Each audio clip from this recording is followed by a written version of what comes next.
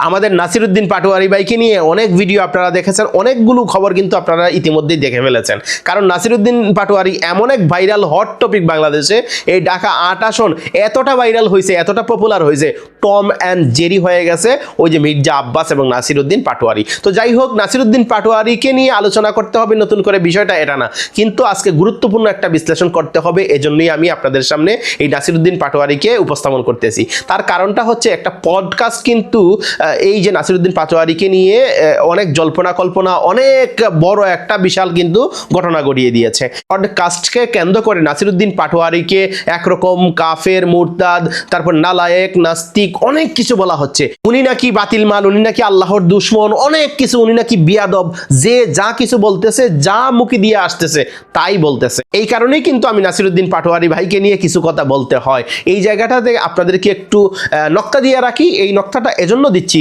যে জুনায়েদ বাবুনগরী যখন তিনি জেলে গিয়েছিলেন, সেই জেলে কিন্তু নাসিরউদ্দিন পাটোয়ারি ছিলেন।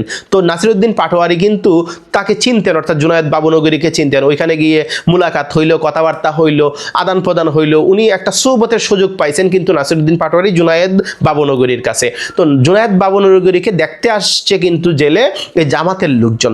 জামাতের লোকজন আসার আগে অবশ্যই কিছু আপ্যায়ন টাপ্যায়ন নিয়ে আসছে, কিছু খাবার দাবার নিয়ে আসছে, কিছু ভালো বুড়া খাবার টাবার নিয়ে আসলো যখন, তখন জুনায়েদ বাবুনগরীকে জামায়াতের এই যে কর্মী বলেন আর নেতা কর্মী বলেন, তারা কিন্তু দিয়েছে যে আপনার জন্য নিয়ে আসছি, আপনি এগুলা রাখেন, আপনি এগুলা খাইয়েন। তো উনি বলছেন না না না, আমি এগুলা খাবো না, জামাতের খাবার খাওয়া হারাম, জামাতের খাবার খাওয়া যাবে না, অনেক কিছু বলছেন। তো নাসিরউদ্দিন পাটোয়ারি এটা কিন্তু সুন্দরভাবে তিনি এই যে দুইটা চোখ দিয়ে ভালো করে রেকর্ড করে ফেলছেন।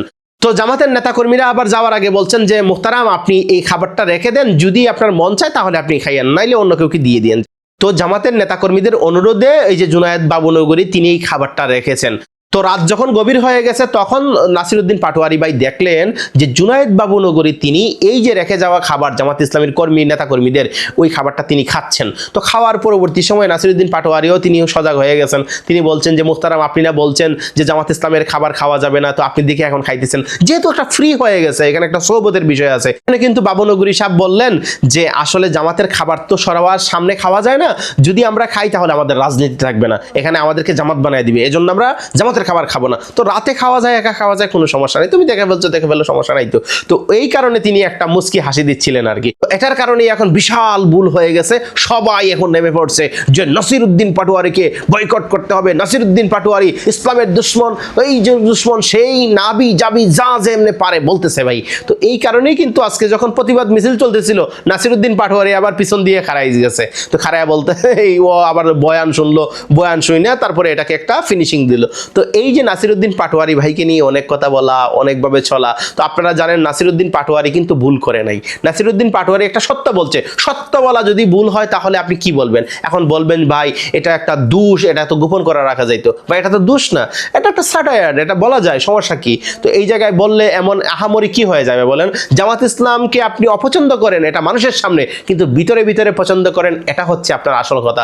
আল্লাহ তো বলেছেন যে উপরে একটা আর ভিতরে আর একটা, এটা। তো যাই হোক, এটা নিয়ে এত নাড়াচাড়া করবার দরকার নাই। আমরা